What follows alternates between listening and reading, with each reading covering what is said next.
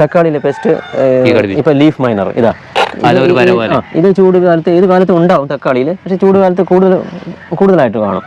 പിന്നെ ഡിസീസ് എന്ന് പറയുന്ന സംഗതി മഴക്കാലത്ത് മാത്രമാണ് അധികം ഉള്ളത്, പിന്നെ മഞ്ഞുകാലത്ത് ഉണ്ടാവും. ചൂട് കൂടുമ്പോൾ ഡിസീസ് കുറയും. പെസ്റ്റിന്റെ കാര്യം മാത്രം നമ്മൾ ശ്രദ്ധിച്ചാൽ മതി. അതിനെന്താ ചെയ്യേണ്ടത്? പെസ്റ്റിന് നമ്മളിപ്പോൾ എല്ലാ ദിവസവും ഒന്നാമത്തെ കാര്യം നമ്മൾ വാച്ച് ചെയ്യണം. ദിവസവും ചെടീൻ്റെ ചോട്ടിൽ നമ്മൾ ഒബ്സർവേഷൻ വരണം. അപ്പൊ എല്ലാ പെസ്റ്റും വന്ന് കൂടി ഒരു ലോഡാവുന്നതിന് മുമ്പ് കുറച്ച് കൺട്രോൾ ചെയ്യാൻ നമുക്ക് കഴിയണം. അപ്പോൾ ദിവസവും ഒബ്സർവ് ചെയ്താൽ, ദിവസവും കയറി ഒരു റൗണ്ട് അടിച്ചു കഴിഞ്ഞാൽ നമുക്ക് ഏകദേശം മനസ്സിലാവും എന്തൊക്കെ പുതിയ താരങ്ങൾ, പുതിയ പെസ്റ്റ് വന്നിരിക്കുന്നത്.